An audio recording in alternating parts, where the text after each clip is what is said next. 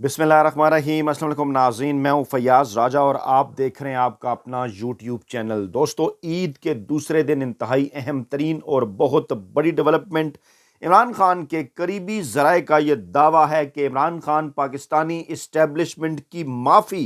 कबूल करने के लिए तैयार हो गए। ये वीलॉग, ये वीडियो इंटरलिंक है गुज़श्ता पिछली वीडियो के साथ, जिसमें मैंने आपको के सामने तफसीलात रखी थी, आपके सामने गोश गुजार किया था कि किस तरह इमरान खान से बड़ी मुलाकात हुई। उससे पहले ईद के पहले दिन सुबह सवेरे बड़ी खुशखबरी आई इस्टेब्लिशमेंट की जानिब से। सुलह का पैगाम, ख़ास तौर पर पेशावर कोर कमांडर की इंटरेक्शन अली अमीन गंडापुर के साथ, उसके बाद होने वाली डेवलपमेंट्स और आज आर्मी चीफ का दौरा, पहले पेशावर का, वहाँ कोर कमांडर पेशावर से मुलाकात और बाद में फिर पहले दिन ईद की शाम जो है वो बुशरा बीबी की इमरान खान से मुलाकात। ये तमाम तर चीज़ें इंटरलिंक हैं और अब ये इमरान खान के करीबी ज़राए ये दावा कर रहे हैं। ये बड़ी खबर है, हैरत अंगेज़ फ़ैसला है और दो जगह से हमने इसको चेक किया, दो जगह से इसकी कन्फर्मेशन हुई। और कन्फर्मेशन जनाब ये है, ख़बर ये है कि इमरान खान जो हैं वो ना सिर्फ इस्टेब्लिशमेंट की माफ़ी कबूल करने के लिए तैयार हैं, बल्कि इमरान खान ने यह भी कहा है कि सरे दस्त वो पाकिस्तान की जो मौजूदा जो सियासी सूरत हाल है, इसके अंदर अगर इससे निकलने के लिए जो मुल्क के अंदर सूरत हाल है, अगर पाकिस्तान तहरीक इंसाफ का मैंडेट वापस कर दिया जाए और जो 179 नशस्तें पाकिस्तान तहरीक इंसाफ ने जीती हैं, वो अगर फार्म 45 की रोशनी में नताइज पाकिस्तानी अवाम के सामने रख दिए जाएं, तो इस ऑप्शन के ऊपर वो गौर कर सकते हैं कि वो पाकिस्तान के वज़ीर-ए-आज़म के तौर पर इस टर्म में सामने नहीं आएंगे। मुमकिना तौर पर पाकिस्तान तहरीक इंसाफ की तरफ से कोई और पाकिस्तान के वज़ीर-ए-आज़म के तौर पर इस टर्म में सामने आ सकता है, अगर मुल्क नए इलेक्शन की जानिब ना बढ़े। अगर इन्हीं इलेक्शंस के अंदर पाकिस्तान तहरीक इंसाफ का जो मैंडेट छीना गया वो अगर वापस कर दिया जाए, तो इमरान खान इस ऑप्शन पर गौर करने के लिए तैयार। दूसरी जानिब इस बदलती हुई सूरत हाल के अंदर मौजूदा चुनतखब वज़ीर-ए-आज़म जो हैं शहबाज शरीफ, वो ये तासुर देने की कोशिश कर रहे हैं कि जनाब उनके इस्टेब्लिशमेंट के साथ बड़े अच्छे और बड़े गहरे ताल्लुकात हैं। और आज उन्होंने बज़ाहिर जो है वो 4 टेलीफोन कॉल्स की, 2 अहम तरीन जर्नैलों को, 2 दीगर आर्मी सरबराहान को, और बज़ाहिर तो ये ईद की मुबारकबाद थी, लेकिन मीडिया के ऊपर यह तासुर दिया जा रहा है। उनके करीबी ज़राए भी इस हवाले से बाज़ सहाफ़ियों को इस किस्म का मैसेजेस करते रहे, इस किस्म के कि इस किस्म की चीज़ें मीडिया के ऊपर और सोशल मीडिया के ऊपर प्रमोट की जाएं कि नून लीग ख़ास तौर पे शहबाज शरीफ के पाकिस्तानी इस्टेब्लिशमेंट के साथ बड़े ज़बरदस्त ताल्लुकात हैं। इन तमाम तर चीज़ों का मतलब क्या है, तमाम तर चीज़ों के मकासद क्या हैं, आगे चल कर रखते हैं आपके सामने। पहले हम जिक्र करते हैं उस बड़ी खबर का जिसको आज जो है वो पाकिस्तानी सोशल मीडिया के बाद पाकिस्तान की मेन स्ट्रीम मीडिया के ऊपर भी बड़ी हैरत के साथ, दुख के साथ और अफसोस के साथ सुना गया। वो था जनाब पाक फौज और पंजाब पुलिस के दरमियान महाज आराई, जिसके मुतल्लिक अब ये कहा जा रहा है पंजाब पुलिस की जानिब से कि फौज और पुलिस में महाज आराई का तासुर गलत है और मामले को खुश उसलूबी से हल कर लिया गया है। मामला था क्या? भावल नगर पुलिस के मुताबिक 7 से 8 डालों में पाक आर्मी के 35 से 40 मुसल्लह जवान थाना ए डिवीजन आए, मुहर्रर से चाबियां छीन कर हवालात में दाखिल हुए, तोड़फोड़ की। हवालात में बंद SHO रिजवान अब्बास, एक ASI और 2 पुलिस कांस्टेबलान पर तशद्दुद किया। एहलकारों को राइफल के बट्टों डंडों से मारा गया। जवानों ने थाने के SHO और मुहर्रर पर भी तशद्दुद किया। सरकारी CCTV की तोड़फोड़ की और DVR भी साथ ले गए। इसके बाद जवान डिस्ट्रिक्ट हेडक्वार्टर अस्पताल गए, जहां पुलिस खिदमत मरकज पर तैनात पुलिस मुलजमान पर तशद्दुद किया गया और डॉक्टर साजिद को वहां से जवान अपने साथ ले गए। तमाम वकूआ नमाज ज़ोहर के वक्त से शुरू हुआ।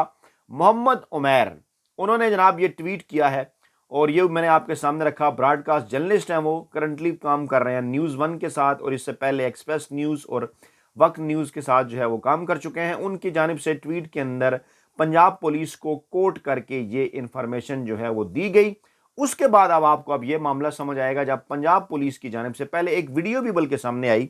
जिसमें जो है वो ये तासुर दिया गया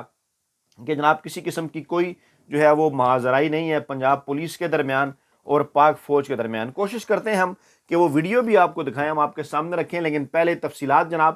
سوشل میڈیا پر اپنے آفیشیل اکاؤنٹ پر ٹویٹ کرتے ہوئے پنجاب پولیس نے لکھا کہ بھاول نگر میں پیش آنے والے معمولی واقعے کو سوشل میڈیا پر سیاق و سباق سے ہٹ کر پیش کیا جا رہا ہے، بڑھا چڑھا کر پیش کیا جا رہا ہے۔ عید کے پہلے روز سوشل میڈیا پر یہ خبریں بڑی تیزی کے ساتھ وائرل ہوئیں کہ بھاول نگر کے تھانہ مدرسہ میں فوج کے 40 سے 50 افراد نے دھاوا بولا اور پولیس اہلکاروں پر تشدد کیا۔ پنجاب پولیس کے مطابق اس حوالے سے یہ غلط تاثر پیدا کرنے کی کوشش کی گئی کہ جیسے پاک فوج اور پنجاب پولیس کے درمیان کوئی محاذ آرائی ہوئی ہے، اور بیان کے مطابق سوشل میڈیا پر غیر مصدقہ باتیں وائرل ہونے کے بعد دونوں اداروں کی طرف سے فوری جوائنٹ انویسٹیگیشن کی گئی، جس میں دونوں اداروں کے افسران نے تمام حقائق کا جائزہ لیا اور معاملے کو خوش اسلوبی سے حل کر لیا۔ اب یہ پتہ نہیں کہ معاملہ تھا کیا، کس کا قصور تھا، کس کا نہیں تھا، خوش اسلوبی سے حل کرنے کا مطلب کیا ہے۔ اور بہرحال انہوں نے کہا جناب کہ شرپسندوں اور خطرناک مجرموں کے خلاف پاک فوج اور پنجاب پولیس اپنی جو کاروائیاں ہیں وہ جاری رکھیں گی، اور عوام جو ہے وہ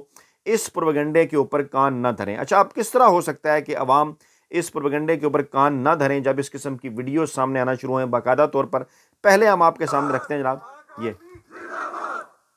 یہ دیکھیے، زور سے نعرہ کون لے؟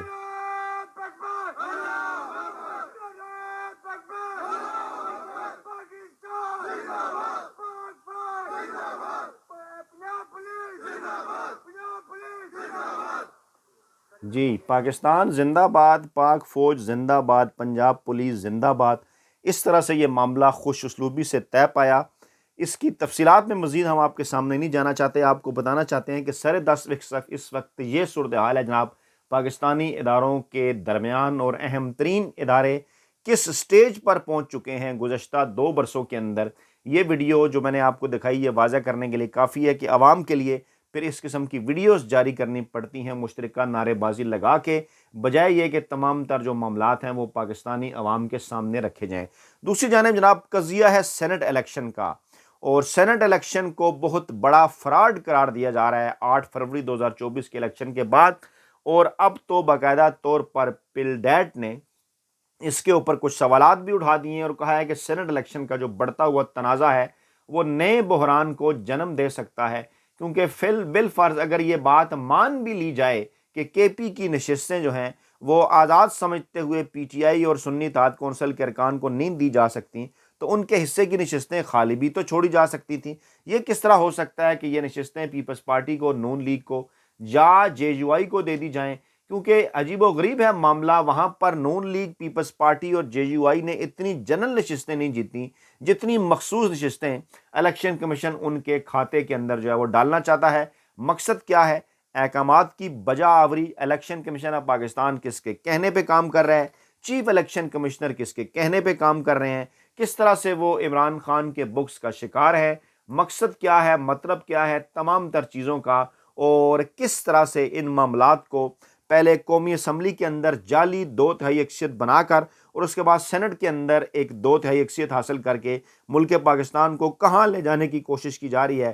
کیسے عمران خان کو مائنس کرنے کی کوشش کی جا رہی ہے، نہ صرف ابھی بلکہ اگلے الیکشن کے اندر اگر عمران خان جیت کر بھی آتے ہیں 2/3 میجارٹی کے ساتھ، تو پہلے سے سینٹ کے اندر اس قسم کی حرکتیں کر کے وہاں کی ریشو اس قسم کی بنا دی جائے کہ جناب پاکستان تحریک انصاف کی اگلی آنے والی حکومت بھی کسی قسم کا کوئی کام جو ہے وہ نہ کر سکے۔ اب یہ ہے ماحول کہ جس ماحول کے اندر یہ کچھ لیٹسٹ ڈیولپمنٹ ہوئیں، اور اب کی جو تازہ ترین اطلاعات ہیں ان اطلاعات کے اندر عمران خان نے اپنے اس جوابی پیغام میں، جو کہ پہلے عمران خان کو ایک پیغام بھجوایا گیا، اس کے جوابی پیغام میں عمران خان کے قریبی ذرائع نے یہ بات واضح کر دی ہے کہ جناب جہاں تک معاملہ ہے 9 مئی کا، فرمائش کی جا رہی ہے، کہا جا رہا ہے کہ عمران خان 9 مئی کی مذمت کریں، تو عمران خان تو پہلے ہی 9 مئی کے واقعے کی مذمت کر چکے، لیکن عمران خان کسی طور یہ قبول کرنے ماننے کے لیے تیار نہیں کہ یہ واقعہ پاکستان تحریک انصاف نے کروایا یا پاکستان تحریک انصاف کی وجہ سے ہوا یا وہاں پر ان کے کارکنان موجود تھے۔ عمران خان نے واضح انداز میں کہا کہ اب تو اس کے اوپر نون لیگ بھی سوال اٹھا رہی ہے، اس وقت کے نگران سیٹ اپ کی جانب سوالات اٹھ رہے ہیں، اس وقت کے نگران سیٹ اپ کے اہم ترین کردار اس وقت بھی حکومت کے اندر موجود ہے۔ تو عمران خان نے یہ بات واضح کی کہ جوڈیشل کمیشن بنائیں، دودھ کا دودھ پانی کا پانی کریں، پتہ چلائیں سی سی ٹی وی فوٹیج تمام مقامات کی کیسے اور کیوں کر غائب ہو گئی، اور ہر ایسے موقع کے اوپر اہم ترین سی سی ٹی وی فوٹیج کیوں کر غائب ہو جایا کرتی ہے یہ سی سی ٹی وی فوٹیج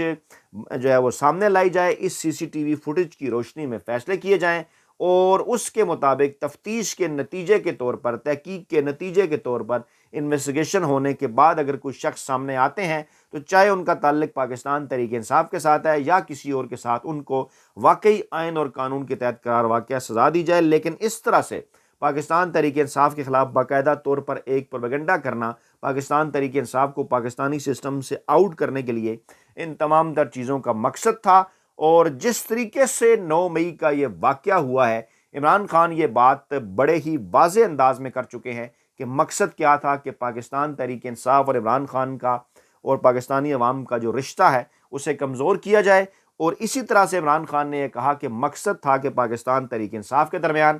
پاک فوج کے درمیان غلط فہمیاں پیدا کی جائیں، ان غلط فہمیوں کو بڑھاوا دے کے معاملات اس رخ تک لے جائے جائیں کہ اس کے بعد پاکستانی اسٹیبلشمنٹ جو ہمیشہ سے پاکستان کے اندر ایک بڑا اور مضبوط پلیئر رہا ہے، اس کے ساتھ عمران خان اور پاکستان تحریک انصاف کے معاملات پوائنٹ آف نو ریٹرن کے اوپر پہنچ جائیں۔ لیکن ایسا ہو نہ سکا، کیوں؟ کیونکہ عمران خان سختی سے اپنے موقف پر ڈٹے رہے۔ پاکستانی عوام کو اچھی طرح سے اس بات کا اندازہ تھا کہ کیا سچ ہے کیا جھوٹ ہے۔ پاکستانی عوام سوشل میڈیا کے ذریعے تمام تر حقائق دیکھ چکے تھے اور تمام تر پروپیگنڈا جو کہ روایتی ٹی وی چینلز کے ذریعے 9 مئی کے حوالے سے پاکستان تحریک انصاف کے خلاف کیا گیا، اس کو پاکستان عوام کی بڑی تعداد نے بالکل گھاس ہی نہیں ڈالی۔ اور اسی ماحول کے اندر جب 8 فروری 2024 کے الیکشن ہوئے تو مافیا کا، ہینڈلرز کا اور سہولتکاروں کا یہ خیال تھا کہ ان واقعات کی وجہ سے پاکستان تحریک انصاف کو لگا دیا گیا ہے دیوار کے ساتھ، اور اب لوگ پاکستان تحریک انصاف کو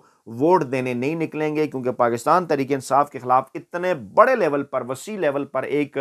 پروپیگنڈا پاکستانی روایتی میڈیا کے ذریعے لانچ کیا گیا، جس کے اندر باقاعدہ طور پر پاکستان کے مافیا، ہینڈلرز اور سہولتکار اس معاملے کے اوپر ان خفیہ کرداروں کی سہولت کاری بھی کر رہے تھے۔ لیکن ہوتا کیا ہے، آپ بڑی تعداد میں نکلتے ہیں اپنے گھروں سے باہر، بڑی تعداد میں جناب آپ ڈالتے ہیں 8 فروری 2024 کو ووٹ، آپ ٹیبل ٹرن کر دیتے ہیں، اس کے بعد پھر صورتحال سمجھ نہیں آتی تو کیا کیا جاتا ہے، مجبوراً ان نتائج کو بدلا جاتا ہے۔ فارم 45 جو ہیں وہ سائڈ پہ کیے جاتے ہیں، ان کو سامنے لائے بغیر جعلی فارم 47 اپنی مرضی سے تیار کیے جاتے ہیں اور مینڈیٹ پاکستان تحریک انصاف سے چھین کر عمران خان کے مخالفین کے ہاتھ میں تھوا دیا جاتا ہے۔ اب اس ماحول کے بعد بھی خود نون لیگ یہ کہہ رہی ہے کہ 8 فروری 2024 کے الیکشن کے بعد بھی پاکستان میں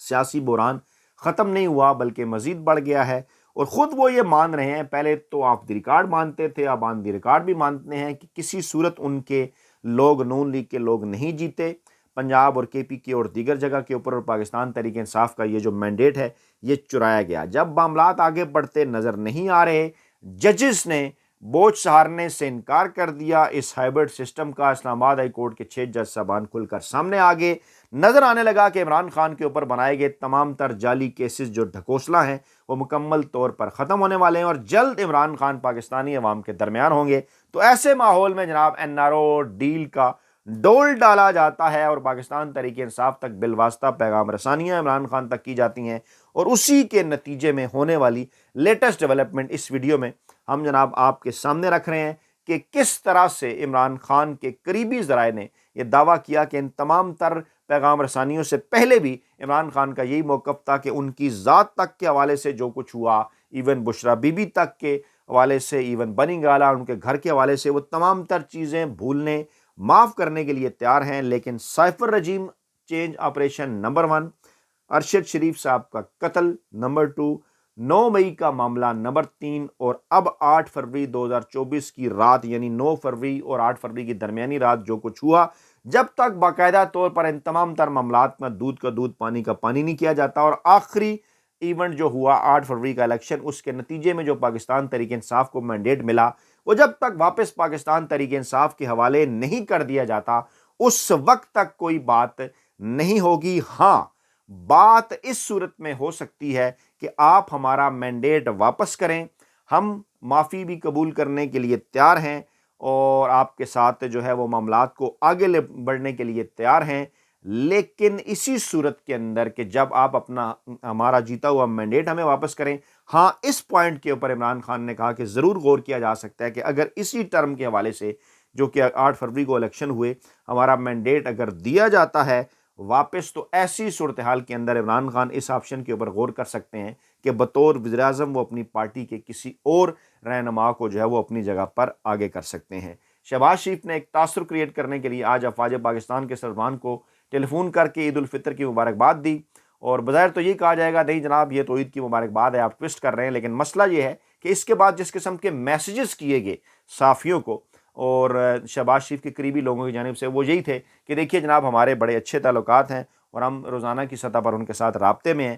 اور ہم کہیں نہیں جا رہے، حالانکہ یہ قلعہ جو ہے وہ باقاعدہ طور پر ہلنا شروع ہو گیا۔ اپنا بہت خیال رکھیے گا، دعاؤں میں یاد رکھیے گا۔ نئی ویڈیو کے ساتھ جلد حاضر ہوں گے، اللہ نگہبان۔